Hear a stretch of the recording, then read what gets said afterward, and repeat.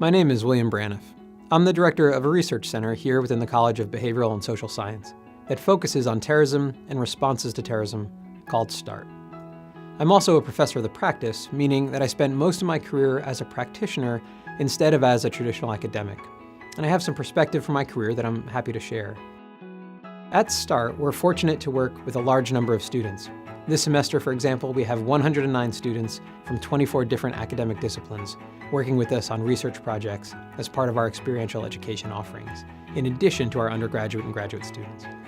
As a result, I have the opportunity to help prepare many of our students for interviews. And over the years, I've developed some insights for new entrants into the workforce that I would like to share with you. Here's the key insight.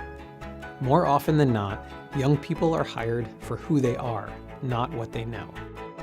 Let me explain, as I think this insight can provide some pragmatic guidance to you as to how you approach these interviews and also set you at ease as you compete for your first job in a new field.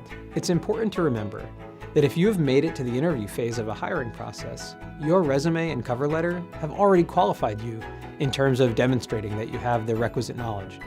If you were to spend your precious interview time reiterating what courses you've taken and your GPA, you're merely providing your interviewers with information that they already have. At this point in the process, what they really want to know is if you are the kind of person that they want to work with. So how do we convince them of this? I recommend that you take some time to memorize a handful of anecdotes that evidence who you are as a person.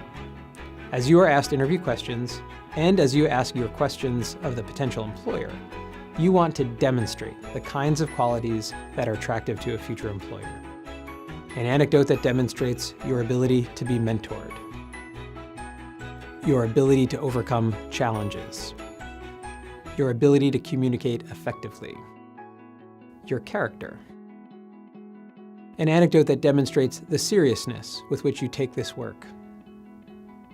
One about your ability to work as part of a team, and an anecdote that demonstrates your critical thinking skills. Your prospective employer does not want to hire a 22-year-old who thinks that they know it all.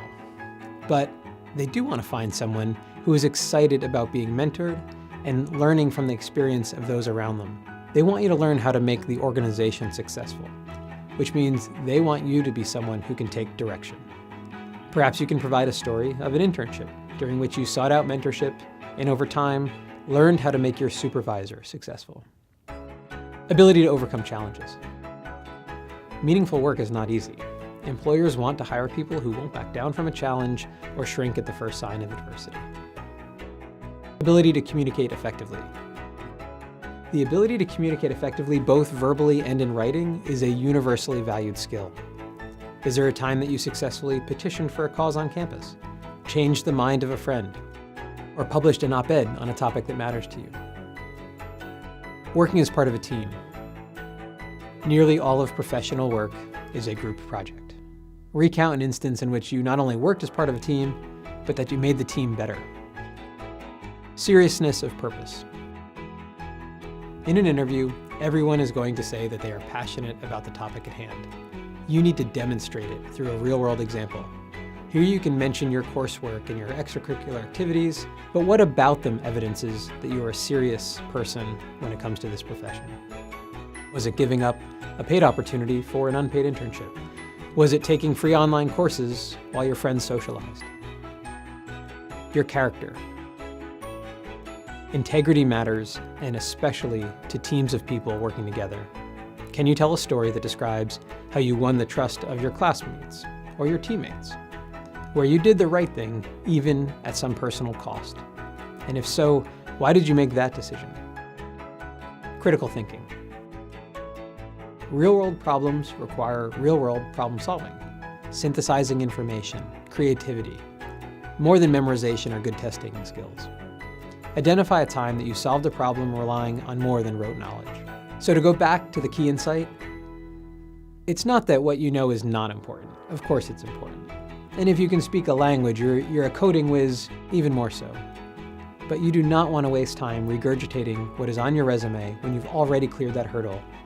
And further, you do not want to walk into an interview and try to compete on knowledge among an organization that has individuals employed with 10 or 20 years of subject matter expertise. it may come across as naive, or perhaps that you lack self-awareness in this regard. Instead, be confident that you made the initial cut and then compete on who you are as a person. While it's okay to briefly mention the highlights from your transcript, demonstrate why you're the person that they want to work with. For more information on interviewing, visit the University Career Center website at www.careers.umd.edu. And good luck.